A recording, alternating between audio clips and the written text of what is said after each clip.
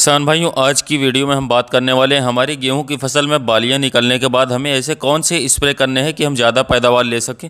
क्योंकि गेहूं में इस समय तक जो हमें डालना था वो हम डाल चुके हैं, चाहे वो यूरिया की बात हो, डीएपी की या पोटाश की या कई और सारे माइक्रोन्यूट्रिएंट्स जो जिसकी हमारी फसल में जिस अवस्था में ज़रूरत थी वो हम डाल चुके हैं।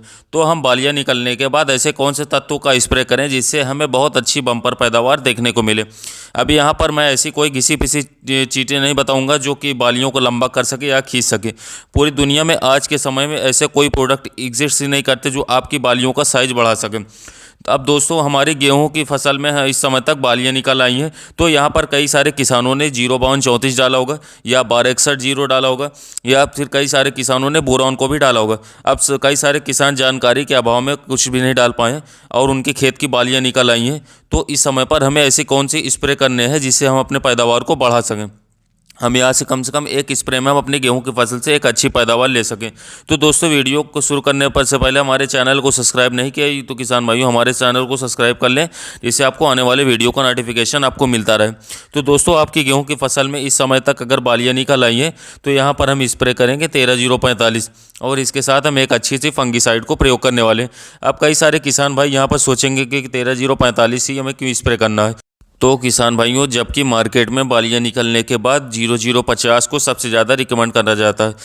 तो दोस्तों, हम अपनी गेहूं की फसल में इस समय पर 13045 का प्रयोग करते हैं, जिसमें 13% नाइट्रोजन होता है और 0% फॉस्फोरस होता है और 45% पोटेशियम होता है।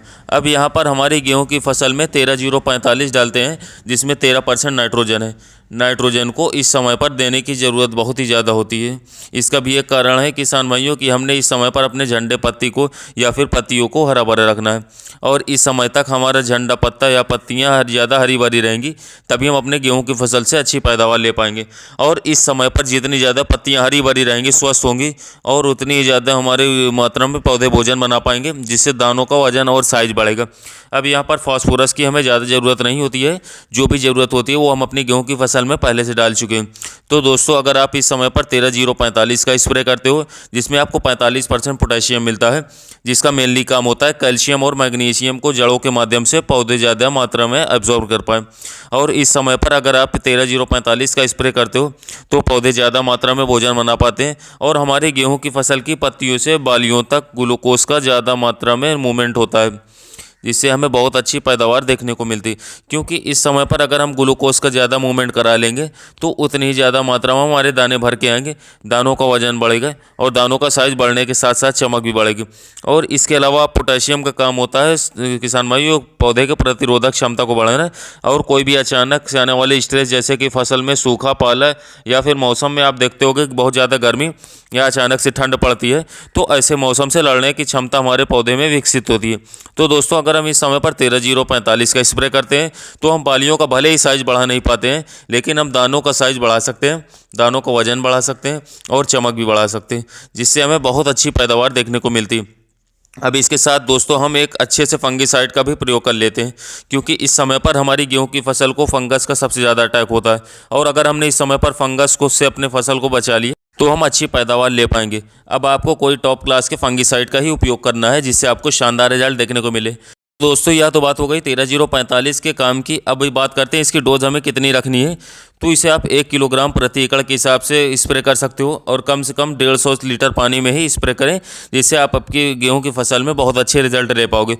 और इसके साथ आप कोई टॉप क्लास फंगीसाइड का उपयोग कर सकते हो, जिससे आप अलग अलग घोल बनाकर स्प्रे कर सकते हो।